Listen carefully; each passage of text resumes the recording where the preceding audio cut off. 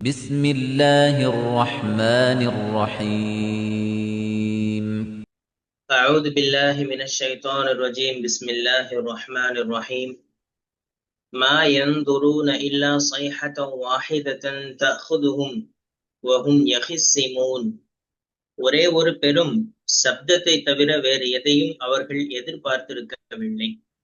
இதனை பற்றி அவர்கள் தர்க்கித்துக் கொண்டிருக்கும் நிலையில் அது அவர்களை பிடித்துக் கொள்ளும்.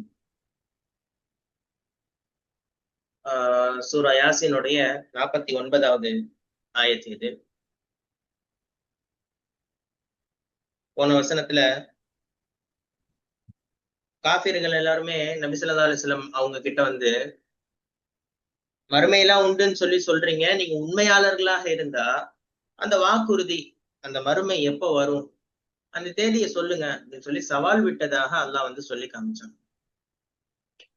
இப்போ இந்த ஆயத்துல எல்லாம் என்ன சொல்றான், அவங்களுக்குள்ள அவங்க நினைச்சுக்கிறாங்க, பெரிய நமக்கு வந்து இன்னும் டைம் இருக்கு, அதே மாதிரி முன்னே ஏற்பாடுகளை நம்ம வந்து செஞ்சுக்கலாம், அதுக்கு வந்து டைம் கிடைக்கும் அப்படின்னு சொல்லி நினைச்சுக்கிட்டு தான் தேதியை வந்து கேட்கிறாங்க. தேதி தெரிஞ்சிருச்சுன்னு சொன்னா அதுக்கேத்த மாதிரி நாள் கொஞ்சம் கிட்ட வரும்போது அந்த தயாரிப்புகள் எல்லாம் செஞ்சு கொள்ளலாம் அப்படின்னு சொல்லிதான் கேட்கிறது. இப்போ இவங்க எல்லாம் இப்படி நிறுந்துட்டு இருக்கும் போதே, அதாவது இந்த மாதிரியான உலக விவகாரங்கள்லயே மூழ்கி அவங்களுக்குள்ளேயே வாதாடிக்கிட்டு இப்படியே இருக்கும் பொழுது, எந்தவித எச்சரிக்கையும் இல்லாம ஒரு திடீர் சப்தம், ஒரு பயங்கர சப்தம், சூர் அப்படின்னு சொல்லப்படக்கூடிய ஒரு சப்தம் அவங்கள அடியோடு அழிச்சு விடும் அப்படின்ற எச்சரிக்கை இந்த வசனம் வந்து பேசுது. மா யந்துரூன இல்லா, அவர்கள் வேறொன்றையும் எதிர்பார்க்கவில்லை. இல்லானா தவிர, நம்ம இல்லா சைஹத்தம் வாஹிதா, ஒரே ஒரு பயங்கர சப்தத்தை தவிர அவர்கள் வேற எதையும் எதிர்பார்த்திருக்கவில்லை. யந்துரூன் அப்படின்னு சொன்னா இந்த இடத்துல வந்து எதிர்பார்த்துட்டு இருக்கிறாங்க, காத்து இருக்கிறாங்க அப்படின்ற பொருள்ல. எந்துருன நேரடியாக பாக்குறது அப்படின்றது இல்லாம எதிர்பார்த்து காத்திருக்கிறாங்க அப்படின்ற பொருள்ல வருது. சூர் அப்படின்னு சொன்னா அது நம்ம ஏற்கனவே பார்த்திருக்கோம், உலகை அழிப்பதற்காக அல்லாஹ் வந்து 2 முறை சூர் ஊது சொல்லி மலக்குக்கு ஏவுவா, அது நடக்கும் அப்படின்னு சொல்லி. அது அவர்களை பிடித்துக் கொள்ளும்னா அவங்களால தப்பிக்கவே முடியாது, திடீர்னு அவங்கள வந்து சூழ்ந்துரும். போகும் யஹிசிமூன், அவங்களுக்குள் தர்க்கம் செய்து கொண்டிருக்கின்ற நிலையிலேயே. இப்ப அல்லாஹ் வந்து இந்த இடத்துல யஹிசிமூன் அப்படின்னு சொல்லி பயன்படுத்துறான். இது எங்க வந்துச்சு, எஹ்தசிமூன் அப்படின்ற வார்த்தையில இருந்துதான் வந்துச்சு. இஹ்தசம அப்படின்னு சொன்னா விவாதம் செய்யறது, அதே மாதிரி வந்து இந்த தொடர்ந்து இந்த பேச்சுவார்த்தைகள்லயே அப்படியே விவாதம் செஞ்சுட்டு இருப்பாங்கல்ல, அதுல வாதாடி கொண்டிருக்கிறது, இந்த பொருள் எல்லாம் வரும். அதுதான் வந்து அல்லாஹ் சொல்லி காமிக்கிறான். சோ அவங்க கன்க்ளூஷனா என்ன அப்படின்னா, அவங்க வெயிட் பண்றதெல்லாம் ஒரே ஒரு சப்தத்துக்காண்டிதான். இவ்வளவு தூரம் அவங்க வந்து விவாதித்து கொண்டிருக்கிறாங்க. எப்ப வரும், அது வரும், இது வரும் கேக்குறாங்கல்ல, ஒரே ஒரு சவுண்டு மட்டும் தான், அதுக்கப்புறம் அவங்களால எதுவுமே செய்ய முடியாது என்பதை அல்லாஹ் வந்து சொல்றான். சோ அதை நம்ம எப்படி புரியலாம், தப்சீர்ல எப்படி சொல்றாங்க, சைஹத்தம் வாஹிதா, இந்த ஒரே ஒரு பெரிய சப்தம், பயங்கர சப்தம் அப்படின்றது இஸ்ராஃபில் அலைஹிஸ்ஸலாம் அவர்கள் மூலமாக அந்த சூர் ஊதப்படும் அப்படின்னு சொல்லி நம்ம வந்து புரிஞ்சு கொள்ள முடியுது.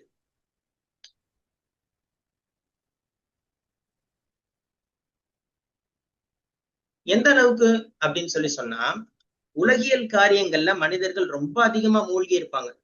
எந்த அளவுக்கு, துணியை மடிக்கிறது கூட நேரம் இருக்காது. அதே மாதிரி ஒட்டகத்தினுடைய பாலை கறந்து குடிக்க கொண்டு போற டைம், அது டைம் கூட இருக்காது, வாயில வைக்கிற அளவுக்கு கூட நேரம் இருக்காது. சோ அப்படி வந்து நெருக்கடியில இருக்கிற டைம்ல இந்த உலக முடிவு நாள் அப்படின்றது வந்துடும் அப்படின்றத தப்சீர்ல வந்து இதற்கு விளக்கமாக சொல்றாங்க. சோ மறுமை நாள் வரும் பொழுது உலகத்துல வந்து பஞ்சம் வந்து, போர் வந்து, எதுவுமே செயலிழந்த நிலையில அப்படிலாம் இருக்காது.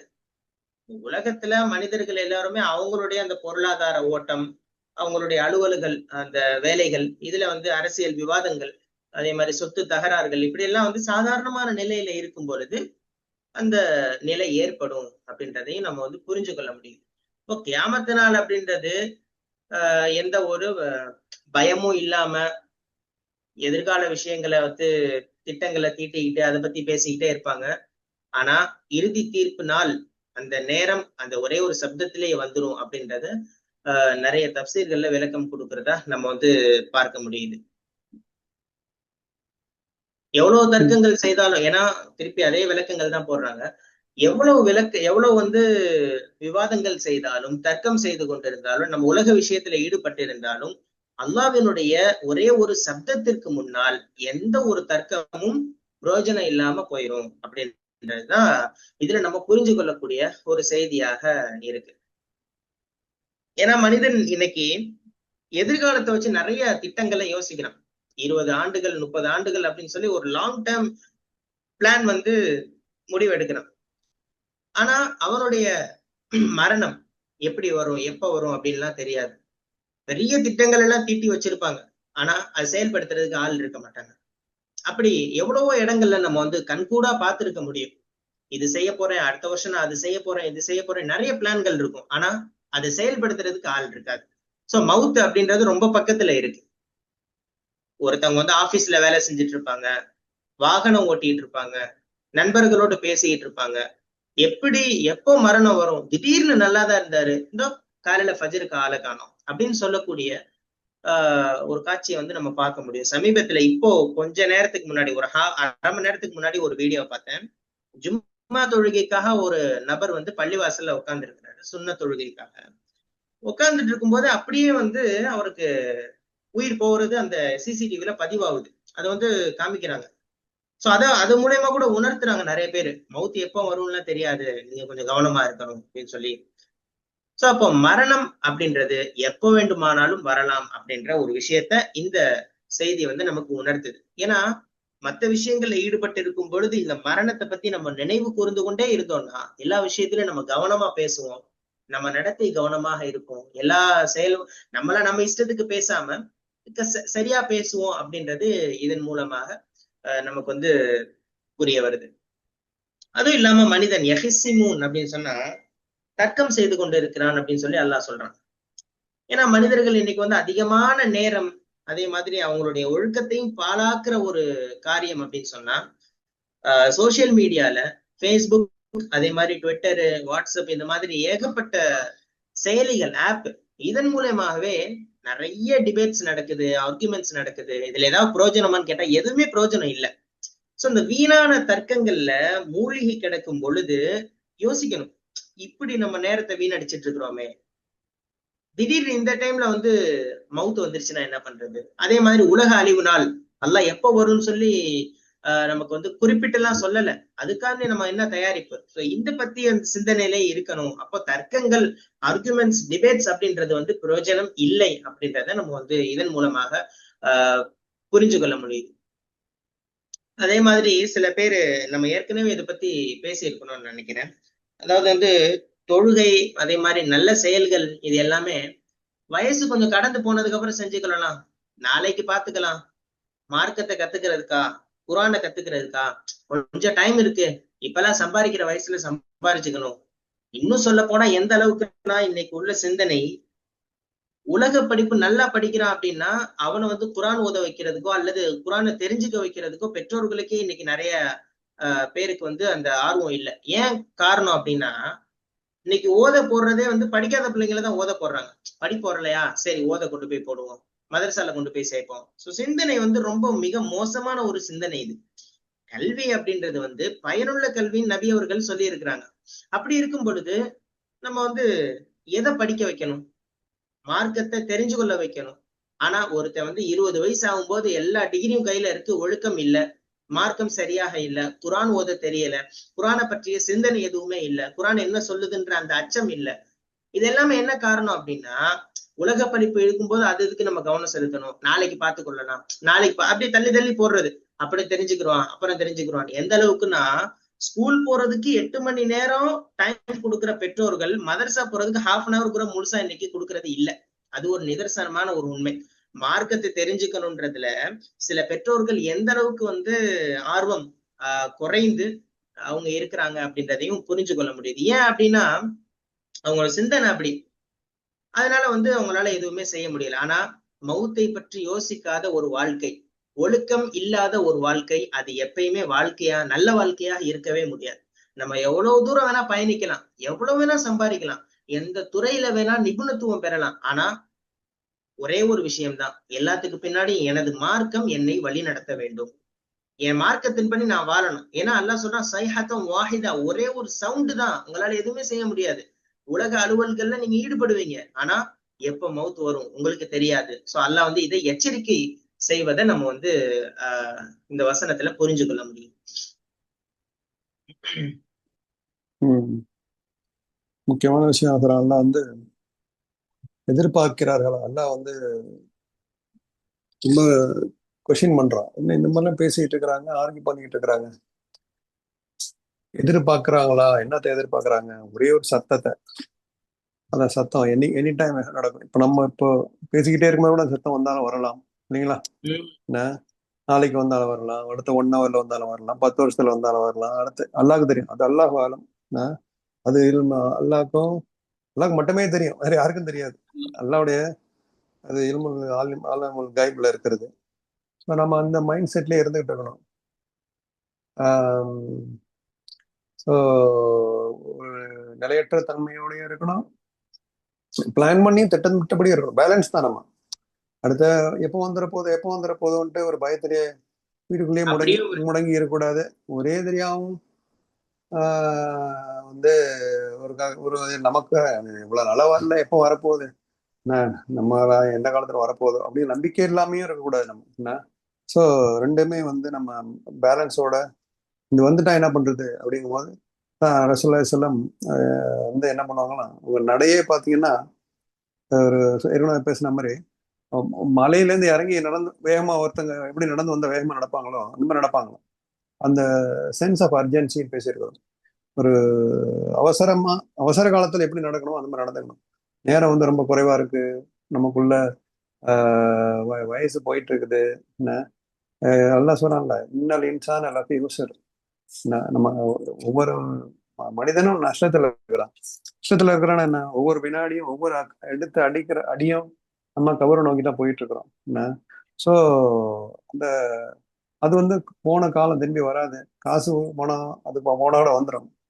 காலத்தை இந்த வீண் தர்க்கங்கள், இந்த தர்க்கங்கள் நிறைய பார்க்கணும். நீங்க சொன்ன மாதிரி இது செய்யலாமா செய்யக்கூடாதா, ஒரு விழாக்கள் நடந்து வந்துச்சுன்னா இப்போ நீயா நானா, அவனா இவளா, மாமியாரா மருமகளா, என்ன மாமனா மச்சானா, என்ன அது வந்து ஒரு ஃபன்னுக்காக செய்யற தர்க்கங்கள். பட்டிமன்றம் ஒரு அது அல்லாவுடைய அதை வந்து நோக்கி போனா அது ஓகே தான். சில மதரசாக்கள்ல கூட பட்டிமன்றங்கள்லாம் நடக்குது. மதரசா மாணவர்களை வந்து கல்வியா, மார்க்க கல்வியா, உலக கல்வியா, என்ன செல்வமா, மார்க்க கல்வியாலாம் நம்ம மதரசாலை கூட வச்சோம். என்ன அதோட நோக்கம் அல்லாஹ் நியத்தை பார்க்கலாம். அந்த மாதிரி அது பட்டிமன்றம். தர்காங்கிறது என்ன, அல்லாவுடைய விஷயத்துல அல்லாஹ் வணங்குன்னு சொல்லும் போது அது எப்படி நாங்க வணங்குறது? இவ்வளவு நாளா வணங்காம இருந்தோம், நீ புதுசா வந்து சொல்றீங்களே, நாங்க வந்து அந்த காலத்துல இருந்து அப்படிதான் இருந்துட்டு இருக்கிறோம். அந்த தர்க்கங்களை தான் எல்லாம் மெயினா குறிப்பிடறோம். என்ன எப்போ தௌஹீதுக்கும் எகென்ஸ்டா இருக்கிற தர்க்கத்தை தான் வந்து அல்லாஹ் இங்க அவாய்ட் பண்ண சொல்றான். ஸோ நமக்கு நாம கேட்டுக்கிறோம், நம்ம எல்லாம் நம்ம முழுமையா நம்புறோமா? நம்ம ஏதாவது மத்த ஆசைகளுக்கும் காசு பணத்துக்கும் மத்த தெய்வங்களுக்கும் வணங்குறோமா என்ன அப்படின்னு கேட்டுக்கிட்டு நம்ம அதுக்கு சப்பா கட்டுறோமா, தர்க்கம் செய்யறோமா? என்ன அது காரணம் என்னன்னா, ஒண்ணு பேராசையா இருக்கும். என்ன சதக்கா கொடுன்னு சொன்னா கொடுக்க மனசு வராது. ஏன்னா தர்க்கம் செய்வாங்க, அவன்கிட்ட இல்லாத காசா நம்ம ஏன் கொடுக்கணும் என்ன அப்படின்னு. என்ன காரணம்? நம்ம கிட்ட கொடுக்கறத மனசு இல்லை. என்ன ஸோ அதுக்கு நம்ம கொஸ்டின் பண்ணிக்கணும், ஏன் என்ன காரணம்? நம்ம உலகத்துல இருந்துட போற மாதிரி, ஒரு 1000 வருஷத்துக்கு இருந்துட்டு போற மாதிரி எல்லாம் சொல்லுவாங்க. இவங்க வந்து 1000 வருமோ 2000 வருமோ இருக்க படுகிறார்கள் அப்படின்னு சொல்லுவாங்க. ஸோ நம்ம அந்த வீண் பேராசை, உலக ஆசை, வாழ்க்கை மேல ஆசை, காசு மேல ஆசை, என்ன குடும்பம், மனைவி, மக்கள் மேல ஆசை, அதனாலதான் பேராசை தான் வந்து எல்லாம் வந்து ஒரு பேலன்ஸோட இருக்க சொல்ல, மௌத்து வந்துடும், இனி கவனமா இருங்க அப்படின்ட்டு. என்ன ஸோ நாம இந்த மாதிரி உலகம் தற்காலிகமானது, எந்த நேரத்துல மௌத்து வந்துடும், எந்த நேரத்துல உலக அழிவு வந்துடும். அந்த சத்தம் வந்தா நம்ம மட்டும் மூத்து கிடையாது, எல்லாரும் சேர்ந்து மூத்துக்கிடுவாங்க.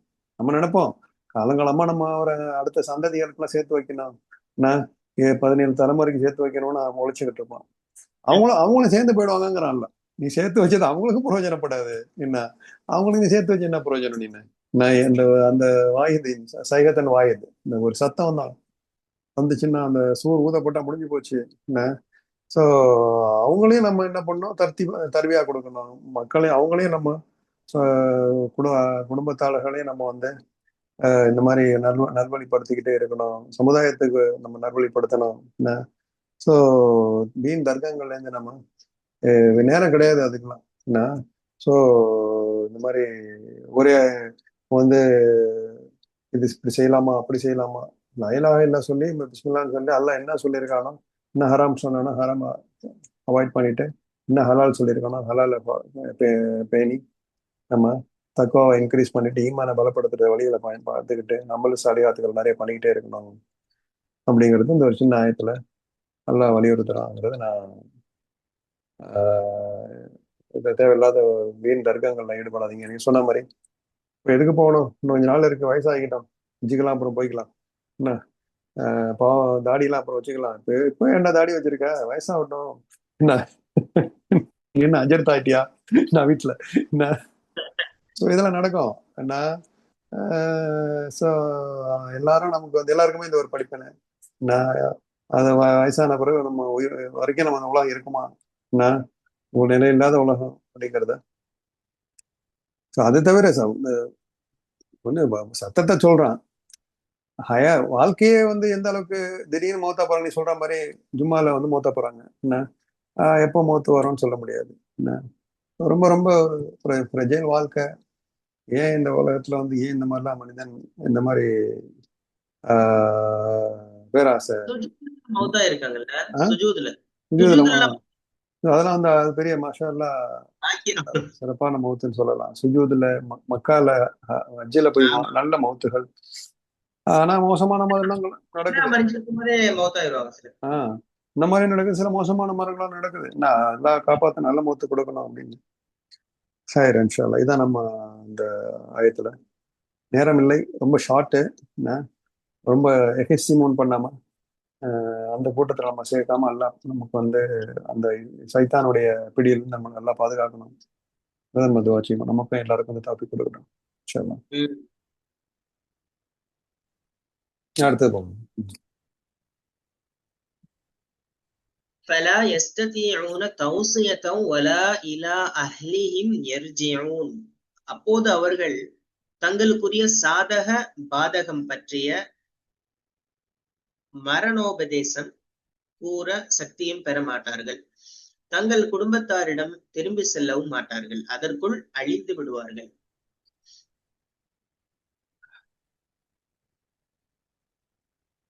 சோ 50வது ஆயத்து இது. போன ஆயத்துல அல்லாஹ் வந்து இவங்க உலக விவகாரங்கள்ல தர்க்கங்கள்ல மூழ்கி இருக்கும் பொழுது எந்த ஒரு எச்சரிக்கையும் இல்லாம திடீர்னு ஒரு பயங்கர சப்தத்தின் மூலமாக அவங்க எல்லாருமே வந்து மௌத்தாயிருவாங்க அப்படின்ற செய்திய நம்ம வந்து பார்த்தோம். அது அவங்களை பிடிச்சு கொள்ளும் அப்படின்லாம் அல்லாஹ் வந்து சொன்னோம். இந்த ஆயத்துல அது தொடர்ச்சிதான். அந்த சவுண்டு கேட்ட உடனேயே மனிதனுக்கு அவனுடைய வாழ்க்கைய சீராக்கணும், சரியாக்கணும் அப்படின்னு சொல்லியோ, அல்லது அவன் வாழ்க்கையில செஞ்ச தப்புக்கெல்லாம் மன்னிப்பு கேட்கவோ, இன்னும் சொல்ல போனா அல்லாஹ் சொல்றான் பாருங்க, தன்னுடைய பிள்ளைகிட்ட இறுதி வார்த்தையாக, அதாவது இந்த மரண சாசனம் சொல்லுவாங்கல்ல, லாஸ்டா பேசுறது, அதுக்கு கூட டைம் கிடைக்காது. ஃபலா யஸ்ததிஊன தௌசியத்தன் நல்லா சொல்றான். வசியத்து கூட ஒண்ணு கூட செய்ய முடியாது, அதற்கும் அவர்கள் இயல மாட்டார்கள். அப்போ தெருக்கல்ல, அதே மாதிரி எங்கெங்கெல்லாம் கடைகள்ல எங்க இருக்கிறாங்களோ, இந்த சவுண்டு கேட்ட உடனே அப்படியே மனிதர்கள் சுருண்டு விழுத்து விடுவார்கள். அவங்க வீட்டுக்கு போக முடியாது, அவங்க குடும்பத்துக்கிட்ட போக முடியாது அப்படின்னு சொல்லிட்டு ஒரு யதார்த்தம். ஆனா ஒரு அதிரடியான யதார்த்தத்தை வந்து அல்லாஹ் சொல்லி காமிக்கிறான். ஃபலா யஸ்ததிஊன தௌசியா. அதாவது வசியத் அப்படின்னு சொன்னா ஒரு ஒரு மனிதன் தன்னுடைய மரண தருவாயில்ல சொத்து, அதே மாதிரி கடன், குடும்பத்தாருக்கு சொல்லக்கூடிய சில விஷயங்கள் அப்படின்னு சொல்லி எடுத்துக்கொள்ளலாம். அது கூட முடியாதுன்னு நல்லா சொல்றோம். அதற்கு அவர்கள் சக்தி பெற மாட்டார்கள், அவர்களால் இயலாது. வலா இலா அஹ்லிஹிம் யர்ஜிஊன். மேலும் தங்கள் குடும்பத்தாரிடம் அவர்கள் திரும்பி செல்ல மாட்டார்கள். அஹல் அப்படின்னு சொன்னா மனைவி, மக்கள், பெற்றோர், சொந்த பந்தங்கள் எல்லாருமே வந்துருவாங்க அஹல்குள்ள. இப்போ எர்ஜியாவுன்னா திரும்பி வரமாட்டாங்கன்னா அந்த மவுத்தாவுற அந்த இடத்துல இருந்து ஒரு அடி கூட எடுத்து வைக்க முடியாது அப்படின்றத அல்லாஹ் வந்து சொல்லி காமிக்கிறான். சோ ஃபர்ஸ்ட் சவுண்டு கேட்கும், சவுண்டு கேட்ட உடனே எல்லாரும் சுருண்டு விழுந்துருவாங்க. சுருண்டு விழுந்த உடனே அவங்களால எதுவுமே செய்ய முடியாது அப்படின்றத அல்லாஹ் வந்து சொன்னான். இதை நம்ம எப்படி புரியலாம்? இந்த ஆயத்து என்ன சொல்லுது அப்படின்னு சொல்லி பார்க்கும் பொழுது, அந்த முதல் சூர் இஸ்ராஃபில் அலைஹிஸ்ஸலாம் அவர்கள் அந்த ஊதுவாங்க. அதற்கு பிறகு கேட்ட உடனே மனிதன் வந்து தன்னுடைய சொத்து அதை யாருக்கு கொடுக்கணும், தன்னுடைய கடனை எப்படி அடைக்கணும் அப்படின்னு சொல்லக்கூடிய ஒரு வசியத், எழுதவோ அல்லது வந்து சொல்லவோ எதுவுமே அவகாசம் அவனுக்கு கொடுக்கப்படாது. அதே மாதிரி குடும்பத்தார்கிட்ட திரும்பி போக முடியாது அப்படின்ற ஒரு விஷயத்தையும் எல்லாம் வந்து சொல்றாங்க. வேலைக்காக, வியாபாரத்துக்காக ஊட்ட விட்டு ஒரு 20 கிலோமீட்டர் போயிருப்பாங்க, அல்லது வந்து ஒரு பக்கத்து தெருவுக்கு போயிருப்பாங்க. திடீர்னு ஒரு நிலைமை வரும். அப்ப அவங்களால ரொம்ப நெருங்கின ஒரு குடும்பம், சொந்தம், எதையுமே இறுதியா ஒரு முறை கூட நம்ம பார்க்கலாம், அது கூட முடியாது. சோ விதி எங்க முடியுதோ அங்கேயே அவர்கள் அப்படியே விழுந்து விடுவார்கள். சோ இந்த மவுத் ஆகுற அந்த விஷயம் மட்டும் அதான் சொல்லுவாங்கல்ல, ஒரு இந்த பாடல் வரிகள்ல கூட வரும், வரும்போது சொல்லிட்டும் வர்றதில்ல, போகும்போது சொல்லிட்டும் போறதில்லை. அந்த மாதிரியான ஒரு பயணம் இது. அதே மாதிரி இருக்கிறவங்க வந்து இங்கேயே எப்பயுமே இருக்க போவதும் இல்லை அப்படின்ற ஒரு இதெல்லாம் வந்து நமக்கு வந்து சில விஷயங்களை புரிய வைக்குது. மவுத் அப்படின்றது வந்து ரொம்ப ரொம்ப முக்கியமானது, சொல்ல முடியாத ஒரு ஒரு நிலைமை. அந்த அளவுக்கு கொண்டு போயிருன்றத இந்த வசனம் வந்து ரொம்ப ஆணித்தரமா உணர்த்துது. அதே மாதிரி மனிதன் இன்னைக்கு உலகத்துல தன்னை இது சுற்றி நிறைய பாதுகாப்பு இருக்கு, நம்மள்ட்ட அதிகாரம் இருக்கு, அதெல்லாம் நினைக்கிறான். ஆனா எவ்வளவு பெரிய சக்திகள் இருந்தாலும், எவ்வளவு பெரிய திட்டங்கள் இருந்தாலும், அல்லாஹ்வினுடைய ஒரே ஒரு கட்டளை, ஒரே ஒரு சப்தம், அந்த திட்டங்களும் போச்சு, அவனுடைய சொத்துக்களும் போச்சு, அவன்கிட்ட இருந்து எதுவுமே அவன்கிட்ட, இன்னும் சொல்ல போனா பல கோடிக்கு அதிபதி, ஒரு ரூபாய் கூட திருப்பி எடுத்துட்டு போக முடியாது, அப்படிப்பட்ட ஒரு நிலைமை. அல்லாஹ் வந்து அதுதான் இந்த வசனத்துல சொல்லி காமிக்கிறான். இதற்கு தப்சீர்ல சொல்றாங்க, நாக்கில இருந்து ஒரு வார்த்தையை கூட அவனால வெளியே கொடுக்க முடியாது, அந்த அளவுக்கு அல்லாஹ் வந்து லாக் பண்ணிடுவான். சோ ஃபலா இஸ்தத்தியோன தோசியா அப்படின்ற ஒரு வார்த்தையை நமக்கு வந்து புரிய வைக்குது. சோ மொத்தமா என்ன ஆகும்னு சொன்னா, சலசலத்து கொண்டிருந்த சந்தைகள் அப்படியே ரொம்ப சவுண்டா இருக்கும், பெரிய பெரிய நகரங்கள் ஒரே சத்தமா இருக்கும். அடுத்த செகண்ட் ஒண்ணுமே இல்லாம அப்படியே காடு மாதிரி அமைதியாக ஆயிரும். இப்போ நம்ம குடும்பத்துல நிறைய பேரை நம்ம பார்க்கலாம், பெருமை பாராட்டி கொள்ளக்கூடிய சில இடங்கள் உண்டு. செல்வத்தை வச்சு, அவங்கள்ட்ட இருக்கிற விஷயங்களை வச்சு அதிகமா விவரிப்பாங்க, அப்படியே அதிகமா சொல்லுவாங்க. ஆனா இவ்வளவு கர்வத்தோட, அதிகாரத்தோட, அந்த இதோட பேசின, அந்த ஆர்வத்தோட பேசின அவங்க ஒரு ஒரு செகண்ட்ல ஒண்ணுமே இல்லாம போயிரும். அவங்களுடைய சவுண்டு, அவங்க பேசின விஷயங்கள் எதுவுமே இல்லாம போயிரும். அதுதான் அல்லாஹ் சொல்றான், ஒலா இலா அஹ்லிஹிம் யர்ஜிஊன்னா, அவங்க சொந்தக்காரங்கள்ட்ட திரும்பி போக மாட்டாங்கன்னா, ஒரு வார்த்தை கூட பேச முடியாது, அப்படியே விழுந்துருவாங்க. அதான் வந்து அல்லாஹ் சொல்றான். அப்ப இன்னைக்கு மனிதன் எப்படி யோசிக்கிறான்? நம்மள்ட்ட இருக்கிற டெக்னாலஜி, அதே மாதிரி நம்மள்ட்ட இருக்கிற அந்த மருத்துவ வசதி எல்லாத்தையும் வச்சு நம்ம ஆயில நம்மளே வந்து கண்ட்ரோல் பண்ணலாம் அப்படின்னு சொல்லி எல்லாம் நினைக்கிறான். ஆனா திடீர்னு ஹார்ட் அட்டாக், ஒரு நிலநடுக்கம் ஏற்படுது, ஒரு பெரிய விபத்து ஏற்படுது. எந்த அளவுக்குன்னு சொன்னா, அவன் போனை எடுத்து கூட நான் ஒரு பிரச்சனையில இருக்கேன், நான் ஒரு ஆபத்துல இருக்கேன்னு சொல்ல முடியாது, ஒரு எஸ்எம்எஸ் கூட அனுப்ப முடியாது. அப்படிப்பட்டு அதான் உனக்கு வசியத் செய்ய கூட நேரம் இருக்காது அப்படின்னு சொல்லிட்டு சொல்லக்கூடிய அந்த குர்ஆனுடைய எச்சரிக்கை நம்ம வாழ்க்கையுடைய எல்லா பகுதிகளிலுமே நம்ம கண்டிப்பா அதை இம்ப்ளிமெண்ட் பண்ணியே பார்க்கணும். எல்லா இடத்துலயும் டக்குன்னு எனக்கு மௌத்து வந்துருச்சுன்னா நான் என்ன பண்ணுவேன்? நான் ஒரு தப்பு செய்வேன், எனக்கே தெரியாம நான் செய்வேன், அல்லது நான் தப்பு செய்யறேன்றது எனக்கு தெரிஞ்சிடும், டக்குன்னு நம்ம யோசிக்கணும். அல்லாஹ் சொல்றானே, திடீர்னு உனக்கு மௌத்து வந்துச்சுன்னா உன்னால ஃபலா இஸ்தத்தியோன தௌசியா, ஒரு வார்த்தை கூட உன்னால சொல்ல முடியாதுன்னு சொல்றானே, அப்படின்றத நம்ம யோசிக்கும் பொழுது, நல்லா உணரும் பொழுது, நம்ம தவறை விட்டு நம்மளே விலகி கொள்வதற்கு நிறைய வாய்ப்புகள் வந்து கிடைக்கும். சோ இந்த வசனம் ரொம்ப ரொம்ப முக்கியமான ஒரு செய்தியை நமக்கு வந்து சொல்லுது. அதே மாதிரி நான் போன ஆயத்திலையும் பேசினதுதான், அதாவது வந்து இது செய்யலாம் அப்படின்னு நினைக்கும் போது அப்புறம் செஞ்சு கொள்ளலாம், வயசானதுக்கு பின்னாடி செஞ்சு கொள்ளலாம் அப்படின்னு சொல்லி சரி நினைக்கிறாங்க, ரைட்டு. அப்படி நீங்க நினைக்கிறதுனால என்ன ஆகுது? எத்தனையோ தொழுகைகளை விட்டுருப்பீங்க. அந்த தொழுகைகளை நம்மளால திருப்பி அதை எடுக்க முடியுமா? அதை யோசிச்சு பார்க்கணும். அதே மாதிரி பெற்றோர்களை எவ்வளவோ பேர் காயப்படுத்துறாங்க.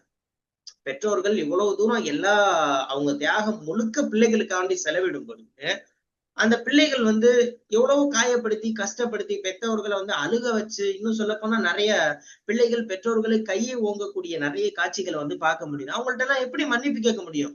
திடீர்னு ஒரு எதுனாலும் அப்புறம் பாத்துக்கலாம் நினைக்கும் பொழுது ஒரு செகண்ட் கூட நேரம் இருக்காது. அந்த கட்டளை வந்துருச்சுன்னு சொன்னா ஒரு ஒரு சின்ன செகண்ட் கூட நேரம் இருக்காது. சோ இந்த தெளிவு நம்மள்ட்ட இருக்கணும். மற்றவர்களை கஷ்டப்படுத்துவதற்கு முன்னால், மற்றவர்களை பற்றி பேசுவதற்கு முன்னால், இன்னும் நம்மளுடைய பெற்றோர்களை நம்ம காயப்படுத்துவதற்கு முன்னால், நம்மளுடைய தொழுகையை நம்ம விடுறதுக்கு முன்னால் கண்டிப்பாக யோசிக்கணும். அடுத்த வக்துக்கு நான் இருப்பேனான்னு தெரியாது. தள்ளி போடலாம் நம்ம நினைக்கிறோம். ஆனா அடுத்த வக்துக்கு நம்ம இருப்போமா? அடுத்த அடி நம்மளுடையதா கிடையாது. சோ அப்படிப்பட்ட ஒரு நிர்பந்தத்துல நம்ம இருக்கிறோம் அப்படின்ற ஒரு சிந்தனை நமக்கு எல்லாரிடத்துலயும் வரணும்ன்றதை இந்த வசனம் ரொம்ப தெளிவாக நமக்கு வந்து புரிய வைக்குது. மனிதன் 24 மணி நேரம் ஃபுல்லாமே குடும்பம், பிள்ளைகள், சொத்து சேர்க்கிறது, வேலைக்கு போறது எப்படின்றதுலயே ஃபுல்லா வந்து ஈடுபடுறான். அதுக்காண்டி பாவமும் நிறைய செய்யறான். ஆனா மவுத் வரும் பொழுது அவ்வளவு நேசிச்ச அந்த குடும்பம், மனைவி, பிள்ளைகள், நம்ம சொந்த பந்தங்கள் எல்லாத்திலையும் திரும்பி வர்றதுக்கு அவனுக்கு அனுமதி இல்லை. அப்போ எல்லாத்தையும் முன்னாடி, உறவுகளையும் தாண்டி, நம்ம குடும்பத்தையும் தாண்டி, மனைவி, பிள்ளைகள் இதற்கையும் தாண்டி நம்மளுடைய ஈமான் பாதுகாப்பா இருக்கா? நம்ம நல்ல செயல்கள் பாதுகாப்பாக இருக்கா? நம்ம நல்ல செயல் தான் செஞ்சிட்டு இருக்கிறோமா?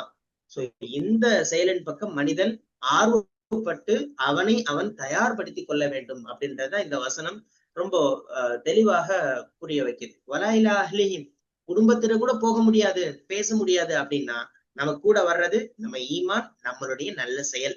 இது மட்டும் தான் வரும். அல்லாஹ் வந்து நமக்கு எச்சரிக்கிறான்ல, ஆமனு வாமிலு சாலிஹாத், ஈமான் கொண்டு நற்செயல்கள். அந்த 2 மட்டும் தான் நம்ம கூட வரும்.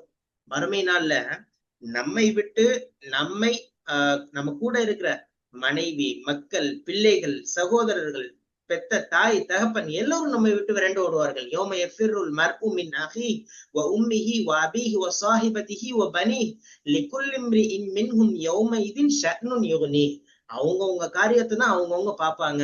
சோ மறுமை நாள்ல அல்லாஹ் வந்து இப்படி காட்சிப்படுத்துறான். ஏன்னா அடுத்த காட்சியை நம்ம உணரும் பொழுது இந்த உலகத்துல நம்ம சரியாக இருக்கணும்ன்றதை இந்த வசனம் ரொம்ப தெளிவாக நமக்கு வந்து புரிய வைக்குது. அதே மாதிரி இன்னைக்கு உலகத்துல நம்ம வாழ்றோம் அப்படின்னா கடன் வாங்குறதுக்கு முன்னாடி யோசிக்கணும். மற்றவர்களுக்கு செய்ய வேண்டிய அந்த உரிமைகள், கடமைகள், அதுல நம்ம கரெக்டா இருக்கிறோமா அப்படின்றத சிந்திக்கணும். மார்க்க ரீதியாக நம்ம சொல்லக்கூடிய அந்த வசியத்துகள், இதுல வந்து முன்கூட்டியே நம்ம வந்து ஒரு ப்ரிப்பேரா இருக்கணும். ஏன்னா எப்போ நம்ம இந்த உலகத்தை விட்டு நம்மளுடைய தொடர்பு அருந்து போகும் அப்படின்றது நமக்கு தெரியாது.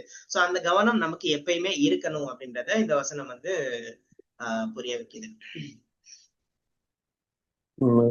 ஓகே, அதான் அந்த எனக்கு ஒரு சந்தேகம் வந்துச்சு இதுல. சூறு ஊழப்பட்டா எல்லாரும் தானே இறந்து போயிடுவாங்க.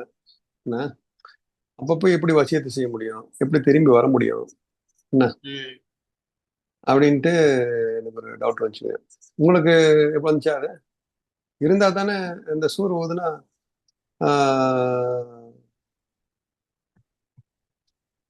எல்லாருமே தானே இறந்து போயிடுவாங்க இல்லையா? எப்படி நம்ம திரும்ப போக முடியும்? ஏன் அதெல்லாம் அப்படி சொல்றோம்? அதாவது வசியத் அப்படின்றது மௌத்துக்கு முன்னாடிதான் செய்யணும். அதற்கு பின்னாடி அவங்க அனுபவிக்கிறாங்களா அனுபவிக்கலன்றது நமக்கு தெரியாது. இப்போ வசியத் செய்வாங்க, பெற்றவர்கள் வந்து இறந்து போயிடுவாங்க, மறுநாளே கூட பிள்ளை இல்லாம போலாம், இல்ல அன்னைக்கு கூட இல்லாம போலாம். இது நம்ம கையில எதுவுமே இல்லைன்றதுதான். ஏன்னா இதுக்கு மரணத்துக்கு முன்னாடி செய்ய வேண்டிய வேலைகள். திரும்பி வருதல்ங்கிறது நம்ம எல்லாரும் தான் இறந்து போயிடுவாங்க. எல்லாரும் தான் இறந்து போயிடுவாங்கல்ல. எப்படி திரும்பி வரும்? எல்லாம் ஒன்னொருத்தங்கிட்ட போய் எப்படி திரும்ப முடியும்? ஓகே, நான் அது மட்டும் பார்த்து சொன்னேன். அதுவும் பார்த்தேன். என்ன சொல்லுதுன்னா, இந்த முஃபஸ்ஸிரீன் என்ன சொல்றாங்கன்னா, ஒவ்வொருத்தருடைய நிலைமையுமே அப்படிதான் இருக்குமா. அது அப்பாவுக்கு வசியத்தை செய்ய முடியாது, அப்பா மகனுக்கு வசியத்தை செய்ய முடியாது, அப்பா மகன்கிட்ட திரும்ப முடியாது, ஆஹ் அம்மா மகன் அப்பா கிட்ட போய் திரும்ப முடியாது, எல்லாருமே அழிஞ்சு போயிடுவாங்க. இது வந்து அல்லாஹ் சொல்றது வந்து ஆஹ் அப்படி அப்படியே இந்த எல்லாருமே அழிஞ்சு போயிடுவாங்க அப்படிங்கிறாங்க. இல்ல என்ன இப்போ நம்ம வந்து அகலியும்னா அகலியும் இருக்கு இருக்கிற மாதிரி நம்ம நினைச்ச கூடாது. அகலியும் அவங்களும் போயிடுவாங்க. என்ன ஸோ குடும்பத்தார்கள் எல்லாருமே இறந்து போயிடுவாங்க. என்ன ஒருத்தங்க கூட நினைக்க முடியாது நம்ம அங்க வந்து ஆஹா அப்பாவை போய் பார்த்துடலாமே மூத்தா போறதுக்கு முன்னாடி. அப்படி அப்படியே இந்த மார்க்கெட்ல நிக்கிறவங்க மார்க்கெட்ல இறந்து போயிடுவாங்க, வீட்டுல இருக்கிறவங்க அப்படியே வீட்டுல இறந்து போயிடுவாங்க அப்படிங்கறத சொல்றாங்க. என்ன ஸோ தனியா ம், தனியா இறந்து போனாலாவது பரவாயில்ல, ஏதாவது வியாதி வந்து ஒரு மரண தருவாயில இருக்கிறவங்களாவது வசியத்தை செய்யலாம். என்ன ம், அப்பா என்னுடைய இந்த சொத்தை என்ன பண்ணுங்க, இப்படி இப்படி பிரிச்சு வச்சுக்கோங்க, என்ன மூத்தா போன பிறகு சதக்கா ஜாரியா செய்யுங்க, என்ன அப்படின்னு வசியத்தை செய்யலாம். என்ன சக்தி இருக்கும். இப்போ வந்து யாருக்கும் எந்த சக்தியும் இருக்காது.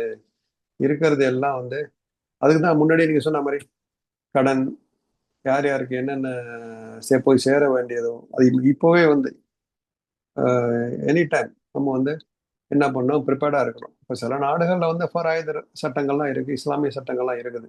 இப்போ சிங்கப்பூர் போன்ற நாடுகள்லாம் பார்த்தீங்கன்னா இறந்து போனால் கரெக்டாக பிரிச்சு கொடுத்துருவாங்க, இஸ்லாமிய சட்டங்கள் இருக்கிறதுனால.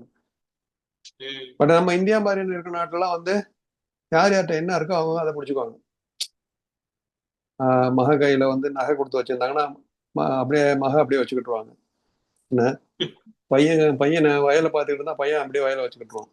என்ன ஸோ இது வந்து சட்டப்படி செய்யறாங்களா அப்படின்னா கிடையாது. மார்க் சரியா சட்டப்படி என்ன செய்யுது, மார்க்கம் அஞ்சா எல்லாத்தையும் ஒண்ணா வச்சு வந்து ஆணுக்கு 2 பாகம்னா பெண்ணுக்கு ஒரு பாகம், என்ன பாகம் அப்படிங்குது. நிறைய சட்டங்கள் நிறைய இருக்கணும் இருக்கு. இப்ப நம்ம என்ன இந்த பாகப்பிரிவினை சட்டங்கள் வந்து பெரிய சட்டம், அது பெரிய ஆயத்தை இறங்கி இருக்கிறான்ல. என்ன ஸோ அவங்களுக்கு வந்து பிள்ளை இருந்தா இப்படி, கணவன் இருந்தா இப்படி, அத்தா அம்மா இருந்தா இவ்வளவு பாகங்கள். என்ன ஸோ அதெல்லாம் வந்து நம்ம பிரிக்க சக்தி சான்சஸ் இருக்கும்.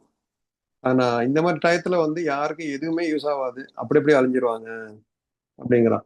ஸோ நம்ம இப்போ என்ன பண்ண, நம்மவே எல்லாமே இருக்கும் போதே அந்த மாதிரி இல்லாத நாடுகள்ல இப்பவே நம்ம வசியத்தெல்லாம் செஞ்சு வச்சுக்கணும். நான் மூத்தா போயிட்டா இந்த என்ன வந்து இந்த மாதிரி பின்னாடி நான் அது சேர்த்து வைக்கிற சொத்து கஷ்டப்பட்டு என்ன ஆகுது, பின்னாடி வந்து அது அழிவுக்கு போயிடுது. நான் யாருக்குமே பயனாம கோர்ட்டு கேஸு வக்கீல்கள் தான் வந்து அதை என்ஜாய் பண்ற மாதிரி ஆயிடுது. அதோட வசியத்துங்கிறது என்ன, இந்த மாதிரி நேர்வழியில இருங்க, என்ன வந்து அல்லாவே நம்ம தொழுவுங்க அப்படிங்கிற வசியத்தும் அட்வைஸும் அதுல வந்துருது இல்லைங்களா. அதுவும் வசதி தானே. மரணம் ம். வசியத்துங்கிறது மரண சாசனம், மரண உபதேசம்னு தான் சொல்றாங்க. உம் இதுவும் வந்து நம்ம சேருமா அதுல என்னங்கிறது தெரியல. இந்த இந்த இல்ம கொடுக்கறது என்ன ஸோ இப்போ இருக்கு. இப்போ எனி டைம் நம்ம வந்தா மௌத்து வந்துட்டா என்ன ஆகும் அப்படிங்கிற ஒரு சுச்சுவேஷன்ல எல்லாம் இருக்க சொல்றேன். என்ன ஸோ ரெண்டாவது வந்து திரும்பி போறதுக்குலாம் டைம் கிடைக்காது. இப்பவே நம்ம என்ன இன்னொரு லெசனும் நமக்கு இருக்கும். எப்போ பாருங்க நம்ம ஃபேமிலிக்கு நேரம் ஒதுக்காம என்ன ஒரே ஒரே மார்க்கம் வந்து எல்லாத்தையுமே பேலன்ஸா இருக்க சொல்லுது. கல்வியா இருக்கட்டும், செல்வம் சம்பாதிக்கிறதா இருக்கட்டும், ஃபேமிலியோட இருக்கிறதா இருக்கட்டும், எல்லாம் பேலன்ஸா இருக்கணும். அதுக்குள்ள ஹக்கை நம்ம அது கொடுக்கணும். நம்ம மனைவிக்கு கொடுக்குற ம். ஹக்கை நம்ம கொடுக்கணும், பேரண்ட்ஸ் கொடுக்குற ஹக்கை நம்ம செய்யணும், முதலாளிகளுக்கு செய்யற ஹக்கை நம்ம செய்யணும்.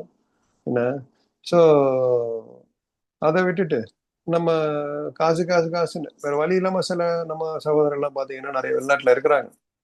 அவங்களுடைய சுச்சுவேஷன் அப்படி மனைவி பிரிஞ்சு மக்களை பிரிஞ்சு எல்லாம் அவங்களுக்கு வந்து நல்ல வழியை கொடுக்கணும். பட் ஆனா அதெல்லாம் வந்து அவங்களும் ரியலைஸ் பண்ணிக்கணும். காலம் வந்து ரொம்ப குறுகிய காலம். இந்த இளமையோ காலமோ போனா திரும்பி வராது. என்ன சில பேர் கல்யாணம் பண்ணிட்டு போறாங்க, 2 வருஷத்துக்கு ஒருத்தர் வருவாங்க, ஒரு மாசம் ஏன் செய்யறாங்க வந்து ஒரு 20 30 வயசு வருஷம் பொழைச்சிட்டு வந்து பார்த்தாங்கன்னா அவங்க வயசாயிருப்பாங்க. என்ன காலம் போயிருக்கோம். என்ன ஸோ அந்த மாதிரி மக்கள் வந்து என்ன யோசிக்கணும், நம்ம வந்து நம்ம வந்து ஏன் முடியாதா அதாவது சைத்தான் தான் அந்த மாதிரி சண்டை கொண்டு வருவான். நம்மளால முடியாது, பயத்தை கொண்டு வருவான். நம்ம நாட்டுல எல்லாம் ஒண்ணும் கிடையாது, இங்கெல்லாம் வந்து இருந்தா பிரிக்கிறதுக்கு நிறைய சூழ்ச்சிகள் செய்வாங்க சைத்தான். சைத்தானுடைய பெரிய சூழ்ச்சியிலே வந்து கணவன் மனை பிரிக்கிறதுன்னு கூட பெரிய தான் அவனுக்கு ரொம்ப பெரிய ஒரு பெரியமான செயலுங்கிறாங்க. நம்ம என்ன பண்ணோம், நமக்கு நாமே கேட்டோம், நமக்கு எல்லா திறமையும் கொடுத்துருக்குறாங்க. என்ன எல்லா எல்லா சமூகமும் அந்த மாதிரி போறது இல்லை. என்ன சில ஊர்கள்லாம் பாத்தீங்கன்னா அவங்க அந்த ஊரை விட்டு வெளிநாட்டுக்கு போக மாட்டாங்க. ஊர் பேர் வந்து சொன்னாங்க, அந்த ஊர் பேர் நான் குறிப்பிட விரும்பல. அந்த ஊர்ல இருந்து யாருமே முஸ்லீம்கள் சரி என்ன அந்த ஊர்ல தான் சொந்தமா வியாபாரம் பண்ணிக்கிட்டு என்ன உங்க ஊர் பக்கத்துல தான் என்ன. சோ வளநாடுன்னு கேள்விப்பட்டேன். வளநாடுன்னு ஒரு ஊர் இருக்காம, வளநாடு என்ன வளநாடு திருச்சி பக்கத்துல வளநாடுன்னு ஒரு ஊர் இருக்காமா, வளநாடு வளநாடு என்ன. சோ அங்க பாத்தீங்கன்னா அந்த ஊர் மக்கள் எல்லாமே வந்து ஊர்லயே தான் வந்து என்ன பண்ணாலும் வந்து யாருமே வெளிநாட்டுக்கு போக மாட்டாங்களாம். வெளிநாட்டு போற வந்து என்ன அவங்க வந்து ஃபேமிலியோடயே இருக்கணும். ஏன்னா கொஞ்சமா சம்பாரிச்சாலும் ஃபேமிலியோட இருக்கணும். அதுக்கு அந்த மாதிரி மனசை வந்து நம்ம மாத்தி நம்ம முயற்சிகள் செஞ்சா எல்லாம் அதுக்குள்ள வழியில கொடுப்பான். ஸோ ஏன் இதை சொல்ல வரோம்னா, காலம் எந்த நேரத்திலும் சூதப்படும். அப்படிங்கிறப்போ நம்ம வருஷக்கணக்கா நம்ம போய் நம்ம வாழ்க்கையெல்லாம் தொலைச்சிட்டு என்ன பணத்தை அள்ளிட்டு வந்து வாழ்க்கையை என்ன வருமா, கிடைக்காது. நாளுகளும் போனது தான். ஸோ அப்பப்போ என்ன பண்ணும், அந்த அதுக்குள்ள நேரங்களை ஒதுக்கணும். வேற வழியே இல்லாம வெளிநாட்டில் இருக்கிற நம்ம இருந்தாங்கன்னா இல்லை அங்கே போய் நான் ஃபேமிலி செட் பண்ண பார்க்கணும். என்ன அந்த என்ன பண்ணும், அங்கே ஃபேமிலியோட என்ன குடும்பத்தோட இருக்கிறது நல்லது என்ன. ஸோ அதான் சொல்லுவாங்க, நம்ம மௌத்தா போகும்போது அந்த சூறு ஊத போடும் போது நம்ம சந்தோஷமா மரணிக்கிறோமா, ஓகே நம்ம எல்லா காரியத்தை செஞ்சுட்டோம், அல்லாஹ்க்குள்ள டியூட்டி எல்லாம் நம்ம செஞ்சுக்கிட்டு இருக்கிறோம் என்ன. அந்த முகத்துல வந்து தெரியுமாங்க, அதனுடைய முகத்தை பிரகாசமான முகத்தும் நான் ரொம்ப ஆஹா வந்துட்டாங்களே வந்துட்டாங்களே என்ன வந்து ரொம்ப கஷ்டமா உயிரை எடுத்துட்டு போவாங்க. மனசே வராம அடியை போட்டு அந்த ரூஹை கொண்டு போவாங்க. அவங்க பாத்தீங்கன்னா அவங்க முகமெல்லாம் கருத்து போய் எல்லாம் காப்பாற்றணும், நமக்கு வந்து நல்ல முகத்தை எல்லாம் கொடுக்கணும், ஒரு சந்தோஷமா ரொம்ப லேசா. ரசூலுல்லாஹி முகத்துடைய கஷ்டம் எவ்வளவு கஷ்டமா இருந்துச்சுன்னு கேள்விப்பட்டுக்கிறோம். நான் ரொம்ப அப்பவும் ரசூலுல்லாஹி நமக்கு அதுவா கேட்டிருக்காங்க உம்மத்துக்காக, யாரெல்லாம் இந்த மாதிரி கரகரா அந்த என்ன சொல்லுவாங்க, இந்த கரகரா தருணம் தானே அது பேரு, மூத்து போற தருணம் சொல்லுவாங்கல்ல, கரகரா தருணமா அது பேரு என்னது, அந்த அது என்ன அது என்ன தருணம், கடைசி சக்கராத் ஜக்கராத் ஹால் வந்து ரொம்ப லேசா இருக்கணும், நம்ம துவா கேட்கணும். அப்படி நம்ம நற்காரியங்கள் செஞ்சு நல்ல அமல்கள் செஞ்சோம்னா அல்லாஹ் வந்து அழகான லேசான மரணத்தை கொடுப்பான் என்ன. ஸோ இப்பவே நம்ம எந்த நேரத்துலயும் அதான் நம்ம சூறு ஊதப்படும்ங்கிறதுனால நம்ம ப்ரிப்பேர்டா இருக்கணும். எதுவுமே தள்ளி போட நேரம் இல்லை என்ன, நற்காரியங்கள்ல ரொம்ப நிறைய ஈடுபடணும் என்ன. ஸோ அப்படிங்கிறத நம்ம யாருக்கு வந்து பாவ மன்னிப்பு நம்ம வந்து மன்னிச்சிடணும் என்ன, அல்லாஹ்கிட்ட எவ்வளவு பாவ மன்னிப்பு எவ்வளவோ கேட்டு தௌபா செஞ்சு திரும்பி வந்துடணும் இன்ஷா அல்லாஹ். அப்ப நமக்கு இருக்கும். நான் பேசுறது கேக்குது, நான் பேசுற வாய்ஸ் சரியா கிளியரா இருக்கா? சரிங்க. நைட்டு ஒரு 12:45 இருக்கும். சரிங்க. ரெஸ்ட் ரூம்லாம் போயிட்டு வந்துட்டு கட்டில்ல வாப்பா உட்காடுறாங்க. அடுத்த 5 நிமிஷத்துல மவுத்து. அதாவது அவங்க எந்த ஒரு சிரமமே யாருக்குமே கொடுக்கல. நான் யோசிச்சு பாக்குறேன், இப்ப நீங்க சொன்ன உடனே எனக்கு அது அதாவது ஒரு இழுத்துட்டு போறது வைக்கிறது அந்த சக்கராத் ஹால்னு சொன்னீங்கல்ல, அந்த மாதிரி எதுவுமே நமக்கு தெரியல. ஒரு 5 நிமிஷம் மூச்சு விட முடியல, டாக்டர் கால் பண்ண அப்படின்னு. அன்னைக்கு நைட்டு தான் வந்து ஹாஸ்பிட்டல் எல்லாம் போயிட்டு வர்றோம். அப்போ ரெஸ்ட் ரூம்லாம் அவங்களே போயிட்டு வர்றாங்க. போயிட்டு வந்துட்டு கட்டில உட்காடுறாங்க. கீழே வந்து அம்மா படுத்திருந்தாங்க, அவங்க எழுப்பி விட்டாங்க போல. மூச்சை விட முடியலன்னு சொல்லிக்கிட்டே இருந்துட்டு அதுக்கப்புறம் தான் அப்படியே வந்து ரூஹ் போறது. அது நம்ம கண் கூட பார்த்தோம். அப்ப சிரமமே சுத்தமா யாருக்குமே தரல. சரி மாஷா அல்லாஹ் எல்லாம் வந்து அவங்களுக்கு பாவம் மன்னிக்கிட்டோம் அப்படின்னு சொல்லி அந்த டைம்ல துவா செஞ்சாங்க. என்ன ஆமா. பண்றது எது பண்றது ஒன்னும் புரியல அந்த ஆ, வயசுல. ஆ, ஆ, 2 வருஷம் ஆச்சு. ஓ, சரி. அது நீங்க சொன்னோடனே அது ஞாபகம் வருது. சக்கராத் ஹால் அப்படின்றது ரொம்ப ரொம்ப, ஏன்னா எவ்வளவு பேர் வந்து நாள் கணக்குல அப்படியே வந்து சவுண்ட் அதிகமா வர்றது, அவங்களால மத்தவங்களுக்கும் சிரமம். நிறைய பேர் அந்த மாதிரி இருக்கிறாங்க. ஆமா, நம்மளும் அந்த மாதிரி துவா செஞ்சுக்கணும். நம்ம மௌத்தும் வந்து ஆமா. யாருக்கும் எந்த ஒரு டிஸ்டர்பன்ஸும் இருந்துடக்கூடாது நம்மளால. Correct, correct.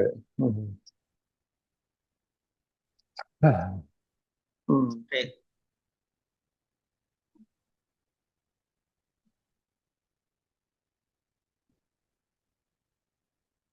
அடுத்து போகட்டா? போலாம் போலாம்.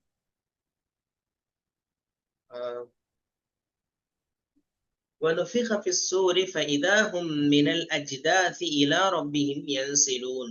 மேலும் சூர் என்னும் குழல் ஊதப்படும். உடனே அவர்கள் சமாதிகளிலிருந்து வெளியேறி தங்கள் இரட்சகன் பால் விரைந்து நடப்பார்கள். 51வது வசனம் இது. போன 2 ஆயத்துல 49, 50 இந்த 2 ஆயத்துல முதல் சூர் சப்தம் வந்து கேட்ட உடனேயே அது திடீர்னு தான் வரும். வந்தோடனே வசியத் செய்யறதுக்கோ குடும்பத்திட்ட போறதுக்கோ எந்த ஒரு யாருக்குமே அந்த சான்ஸ் கிடைக்காது அப்படின்ற ஒரு விஷயத்த எல்லாம் வந்து சொல்லிட்டு, இந்த 51வது ஆயத்துல 2வது சூர் திருப்பி ஊதப்படும். அந்த சவுண்டு கேட்ட உடனேயே கோடிக்கணக்கான ஆண்டுகளாக மண்ணுக்குள்ள புதைந்து கிடக்கிற எல்லாருமே, எல்லா மனிதர்களும் அவங்களுடைய அந்த இருப்பிடத்திலிருந்து வெளியே வருவார்கள். அல்லாஹ்வினுடைய அந்த விசாரணை மைதானம் அதை நோக்கி போவார்கள் அப்படின்ற ஒரு காட்சியை தான் அல்லாஹ் வந்து சொல்றான். சூர் இது 2வது ஊதப்படக்கூடிய அந்த சூருக்கு சொல்றான் அல்லாஹ். ஃபைதாஹும் மினல் அஜிதாசி. அஜிதாஸ் அப்படின்னு சொன்னா மௌத்தானவங்க அடக்கம் பண்ணக்கூடிய அந்த இடம், அதாவது கபர். அதுக்கு வந்து ஜதஸ் பன்மை அஜிதாஸ் அப்படின்னு சொல்றாங்க. ஃபைதாஹும் உடனே அவர்கள், இப்ப ஒட்டுமொத்த இறந்து போன மனிதர்களும் ஒரே செகண்ட்ல வந்து டக்குன்னு உயிர் பெற்றக்கூடிய அந்த காட்சியை தான் அல்ல வந்து சொல்றான். இலா ரப்பிஹிம் யன்சிலூன், வந்து இறைவனின் பக்கம் அதிவேகமாக ஓடுவார்கள், விரைந்து செல்வார்கள். நஸ்லான் அப்படின்ற ஒரு வார்த்தை இதுல பயன்படுத்தப்பட்டிருக்கு. யன்சிலூன், நஸ்லான் அப்படின்னு சொன்னா நசலான்.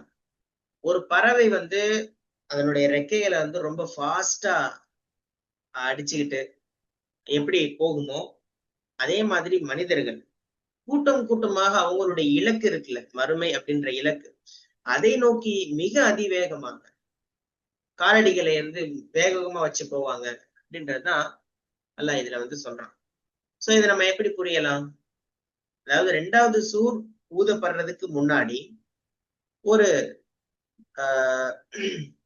மலை மூலமாக, ஒரு பெய்யக்கூடிய மலையின் மூலமாக எல்லா உடல்களுமே வந்து மண்ல இருந்து வித்து, நிலத்துல இருந்து வித்து முளைக்கிற மாதிரி மண்ணுக்குள்ள வந்து திருப்பி அவங்களுக்கு வந்து வடிவம் கிடைச்சு சூர் ஊதப்பட்ட அந்த செகண்டே அவங்க எல்லாருக்குமே உயிர் வந்து டக்கு டக்கு டக்குன்னு எல்லாருமே வந்து ரெடி ஆவாங்க. சோ அப்ப மறுமை அப்படின்றது வந்து ஒரு கனவு கிடையாது, உண்மையாக நிகழவிருக்கக்கூடிய ஒரு யதார்த்தம். கடல்ல மூழ்கி இருந்தாலும் சரி, தீயில எரிக்கப்பட்டிருந்தாலும் சரி, எப்படி இருந்தாலும் அவனுடைய அணுக்களை ஒன்று சேர்த்து எழுப்புவது அப்படின்றது அல்லாஹ்வுக்கு ரொம்ப ரொம்ப ஈஸியான ஒரு விஷயம். ஒண்ணுமே இல்லாதவனை படைச்ச இறைவன் அவனை எவ்வளவு தூரம் போனாலும் திருப்பி அவனை உயிர் கொண்டு எழுப்ப முடியும் அப்படின்ற ஒரு செய்தியை நம்ம வந்து புரிஞ்சு கொள்றோம். அதிவேகமாக ஓடுவார்கள், என்சிலோன் அப்படின்ற ஒரு வார்த்தை அந்த டைம்ல மனிதர்கள் அவங்களுடைய சுய கட்டுப்பாடே இருக்காது, யாருக்குமே எந்த ஒரு இதுவுமே இருக்காது. அதிகாரத்தையோ பலத்தையோ காட்டி யார்கிட்டையும் யாருக்கு முன்னாடியும் நிக்கவும் முடியாது.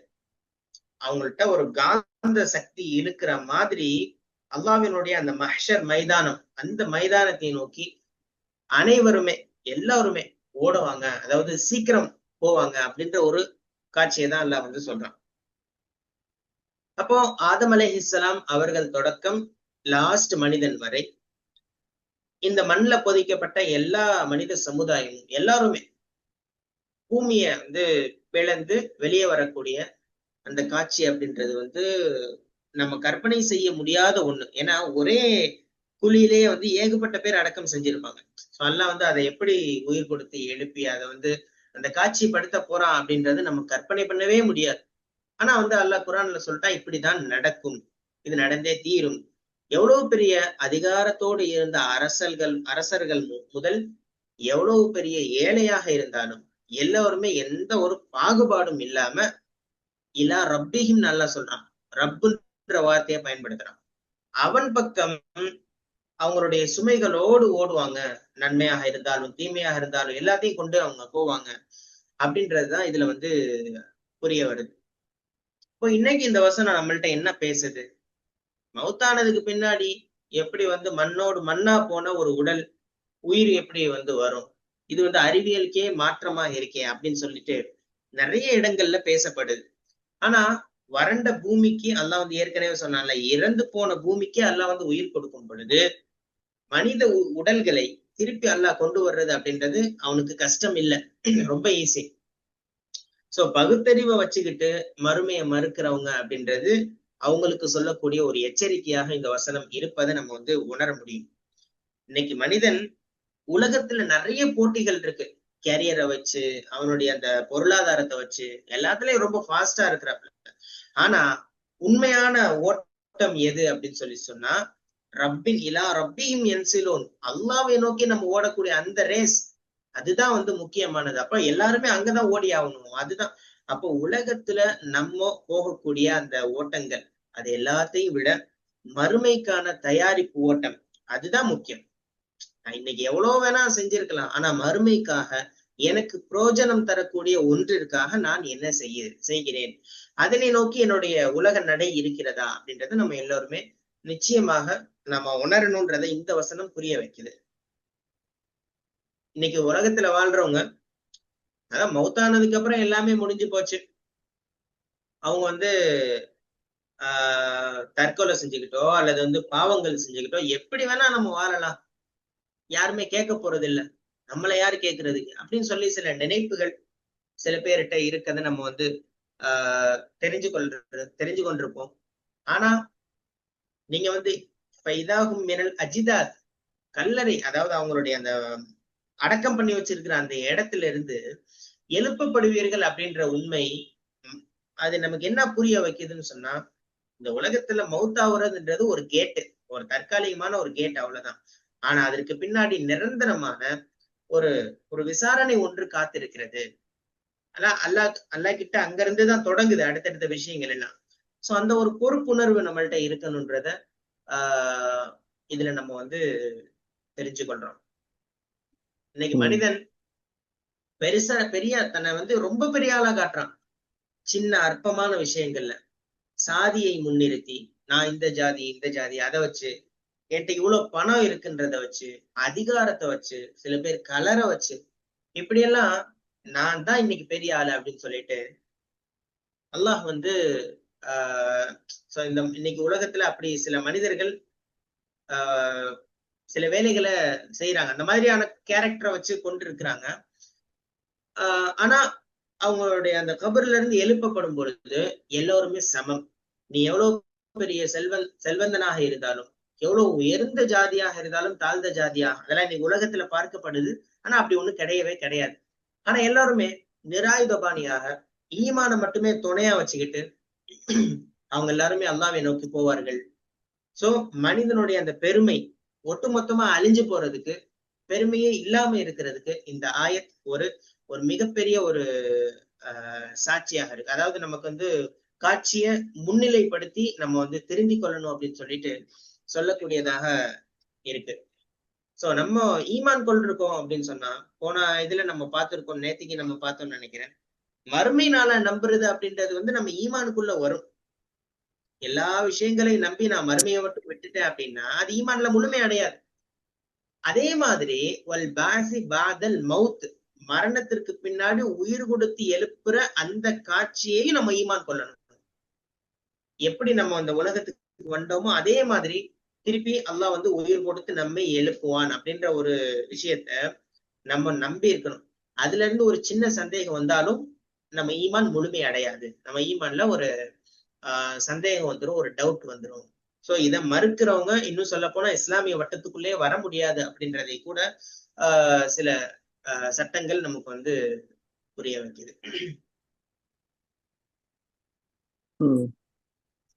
ஸோ இரண்டாவது சூர் உதரை பத்தி சொல்றாங்கல்ல, அதுல முதல் சூர்ல வந்து எல்லாம் வந்து மயக்கம் முற்று மூத்த போயிடுவாங்க, உலக அழிவு. இரண்டாவது சூர்ல வந்து எல்லாம் எந்திரிச்சிருவாங்க. எல்லாம் வந்து எந்திரிச்சு, அதான் அஜிதாஸ்க்கு விளக்கம் கொடுத்தீங்க. அதான் நம்ம வந்து மக்கள் நம்ம நினைக்காத இடத்துல இதெல்லாம் எந்திரிச்சு வந்து வருவாங்க. நம்ம மூடு நினைச்சுக்கிட்டு இருப்போம், வீட்ல இருந்து எந்திரிச்சு வருவாங்க.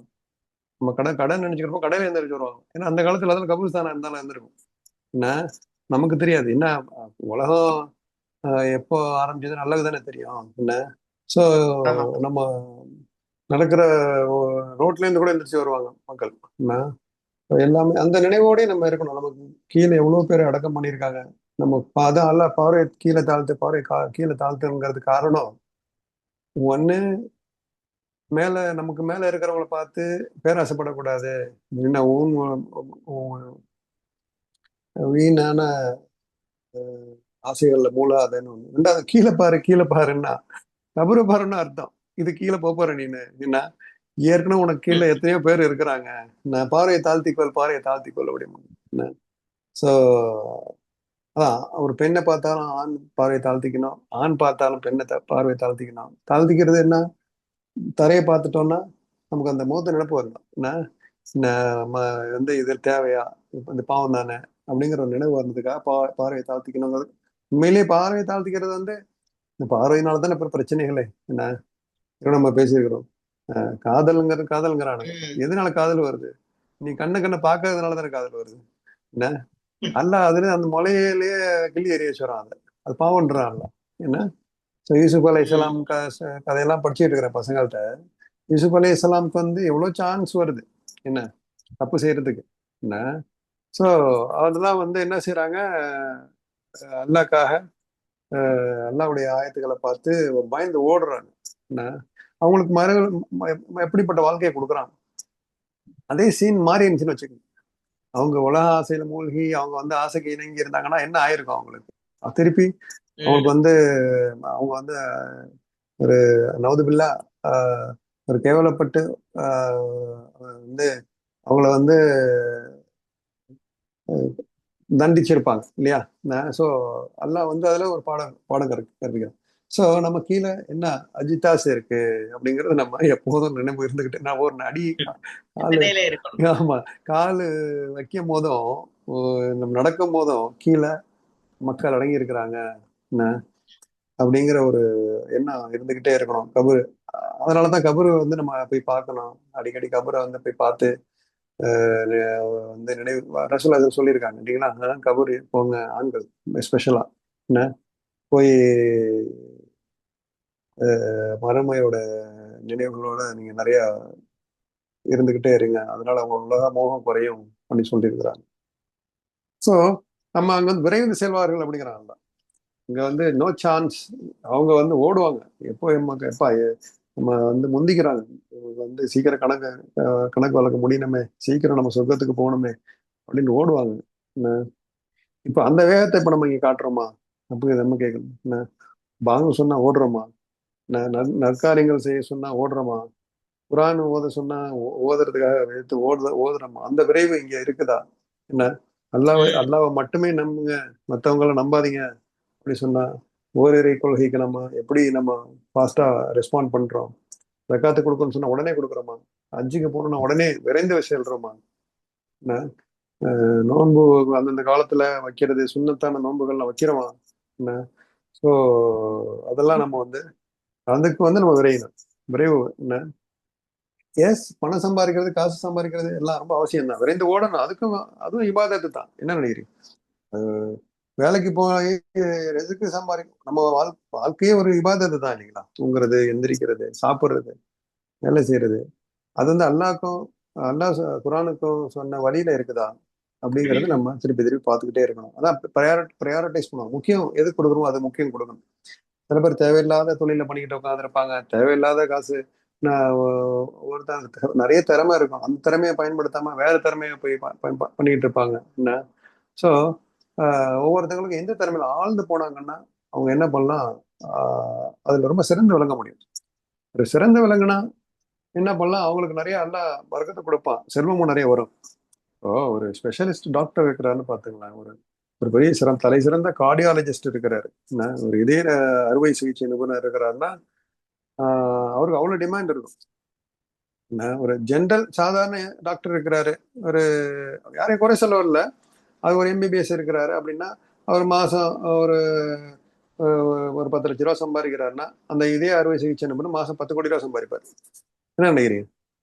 இதுல நமக்கு என்ன புரியுது, அது அல்லாஹ் கொடுத்திருக்கிற ஒரு அவங்களுடைய தக்தீர் இல்லைன்றாலும் அவங்களோட முயற்சிகள் பண்ணணும். சும்மா சின்ன நம்ம வந்து கல்விய அந்த நம்ம அப்கிரேட் பண்ணிக்கணும் என்ன. ஸோ அந்த சம்டைம்ஸ் சைத்தானால தான், சைத்தான் சோம்பேறித்தனத்தை கொண்டு வந்து இது இனிமேலுக்கு என்ன செய்யறது என்ன, இனிமேலுக்கு வந்து நம்ம ஒரு அந்த கம்ஃபர்ட் ஜோன்ல இருந்து இருக்கிறது, புது திறமைகளை வளர்த்துக்கிறது இல்லை கிடையாது. ஸோ அந்த மாதிரி மேல போக போக நமக்கு வந்து நேரம் நமக்கு சேவ் ஆகும். ஒரு நாளைக்கு 10 மணி நேரம் வேலை செய்யறோம்னா 1 மணி நேரம் 2 மணி நேரம் வேலை செஞ்சா போதும் என்ன. ஸோ மற்ற ஒரு 8 மணி நேரம் ஒரு தொழில், இப்போ எவ்வளவு பெரிய தொழில் அதிபர்கள்லாம் இருக்கிறாங்க, அவங்க வேலைக்கே போக மாட்டாங்க, வீட்டில தான் இருப்பாங்க என்ன. தொழில ஆரம்பிச்சு வச்சுட்டு ரன் பண்ண விட்டுட்டு என்ன போன்லயே தான் பார்த்துக்குவாங்க. அவங்க எல்லாரும் சம்பாதிக்கிறதும் அவங்க நிறைய சம்பாதிப்பாங்க. ஸோ இது என்ன சொல்ல வரோம்னா அந்த அல்லாஹ் அந்த ஞானத்தை கொடுக்கணும் மக்களுக்கு. அந்த ஒரு அல்லாஹ் வந்து சொல்றான் யூசுப் அலைஹிஸ்ஸலாத்துக்கு ஹிக்மாவையும் இல்மையும் கொடுத்தேங்கிறான். அந்த ஞானம் கல்வியும் கொடுக்கணும் நமக்கு, அந்த ஞானமும் வேணும். இந்த எதுல அப்ளை பண்ணா அந்த இன்டெலிஜென்ஸ் அல்லாஹ் கொடுத்தான்னா அவங்க வந்து சிறந்து விளங்கணும். எந்த துறையும் சொல்ல, பணம் சம்பாதிக்கிற துறை இல்ல, மார்க்கம் சம்பந்தப்பட்ட துறை, கல்வி சம்பந்தப்பட்ட துறைகள்லாம் சில மார்க்க அறிஞர்லாம் பாத்தீங்கன்னா ரொம்ப டிமாண்ட் ஆகலாம். சில நீங்க ஆன்லைன்ல பாத்தீங்கன்னா அவங்களுக்கு வந்து எல்லாம் ஒரு விழா நடத்தணும்னா அவங்களுக்கு வந்து 2-3 வருஷம் வெயிட் பண்ணிட்டு இருப்பாங்க என்ன. ஸோ அந்த மாதிரி சிறந்த ஆளுங்கள் ஆங்கிலத்திலேயே சில ஆளுங்கள்லாம் இருக்கிறாங்க, ரொம்ப ரொம்ப பெரிய டிமாண்ட் அவங்களுக்குலாம், பெரிய இன்ஃப்ளூயன்சரு, கோடிக்கணக்கான மக்கள் அவங்கள ஃபாலோ பண்ணுவாங்க. எதனா என்ன காரணம் என்ன, அவங்களுக்கு வந்து இந்த அதுலயே சிறந்து போறாங்க, அல்லாஹ் அதுக்கு தகுந்த பரக்கத்தை கொடுக்குறான் என்ன. ஸோ இந்த மாதிரி எல்லாம் சிறந்து விளங்கணும். நம்ம கொடுக்குற அமானத்து என்ன, நம்ம உடம்ப ஆரோக்கியமா வச்சுக்கிறோமா என்ன, இல்லையா என்ன, உறவுகளை சரியா பேணுறோமா இல்லையா, அதுல விரைவு காட்டணும் என்ன. ஒருத்தங்க உறவு அறந்துருந்துச்சுன்னா 3 நாளைக்குள்ள போய் உறவு சேர்ந்துடணும் அப்படிங்கிறாங்க என்ன. காலங்காலமா உறவை கட் பண்ணிட்டு இருக்கக்கூடாது. ஸோ அங்க விரைந்து ஓடுறத இங்கே ஒரு விரைந்து ஓடணும். விரைந்து ஓடணுங்கிறத நற்காரியங்களை முந்திக்கணும் என்ன. ஸோ அப்படிங்கிறத இந்த ஆயத்துல அங்க விரைந்து நல்ல காரியங்கள்லாம் செஞ்சு விரைந்து ஓடுனா பயன் இருக்கும் என்ன. இங்க சோம்பேறித்தனமா இருந்து அங்க போய் விரைந்து ஓடுனா நேரம் என்ன என்ன கிடைக்கும் என்ன. மேபி எல்லாம் நரகத்தை கொடுத்தாலும் கொடுக்கலாம் என்ன. இங்கேயும் விரைவா ஓடிட்டு அங்க விரைவா ஒன்னா சொர்க்கம் கொடுக்கலாம் அல்ல இன்ஷா அல்லாஹ். ஸோ இந்த சிறந்து விளங்குறது இந்த தொழில் துறையிலையும் சொல்றேன். இப்போ அப்துல் ரஹ்மான் பின் அவுஃப்லாம் பாத்தீங்கன்னா எவ்வளவு பெரிய தொழிலதிபராக இருந்திருக்கிறாங்க என்ன. அவங்க மதினாவுக்கு வரும்போது மதினா நகரமே அதிரும். அந்த குதிரை ஒட்டகத்தோட சவுண்டு, ஆயிரக்கணக்கான ஒட்டகத்துல வந்து என்ன பண்ணுவாங்கன்னா சரக்கை கொண்டு வருவாங்க என்ன. தொழில் செஞ்சாலும் அந்த மாதிரி செய்யுங்க அப்படிங்கிற மார்க், பெருசா நினைங்க, பெருசா செய்யுங்க என்ன. ஸோ அவங்களால மார்க்கத்துக்கு எவ்வளவோ பயன்கள் என்ன. ஸோ என்ன சொல்ல வரோம்னா விரைந்து செல்றது ஒண்ணு, ஒரு ஸ்மார்ட்டா செய்யறது ஒண்ணு. அந்த இப்பதான் இப்ப நிறைய டெக்னாலஜி எல்லாம் வந்துருச்சு, 100 பேர் செய்யற வேலையை ஒண்ணு செஞ்சிருது, ஒரு ஏஐ செஞ்சு முடிச்சிருது.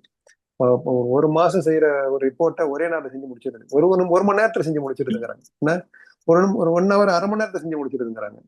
ஸோ அப்படிங்கிறப்ப அந்த மாதிரி நம்ம டெக்னாலஜி எல்லாம் யூஸ் பண்ணி நம்மளும் விரைந்து செஞ்சா மொத்த நேரத்துக்கு இதெல்லாம் நேரம் நம்ம ஒதுக்கலாம், பேலன்ஸா இருக்கலாம், குடும்பத்துக்கு, ஆரோக்கியத்துக்கு, மார்க்கத்துக்கு, செல்வம் சம்பாதிக்கிறதுக்கு எல்லாம் பேலன்ஸா நம்ம கொண்டு போய் எல்லாத்துலயுமே நம்ம விரையலாம் இன்ஷா அல்லாஹ். ஸோ என்ன பண்ணுவோம், எப்போதுமே கீழே பார்ப்போம், சபூர் இருக்குங்கிறத பார்ப்போம், விரைந்து செல்வோம். இது ரெண்டு இதுல ரொம்ப முக்கியமான ஒரு வார்த்தைகள் எல்லாம் சொல்றேன்.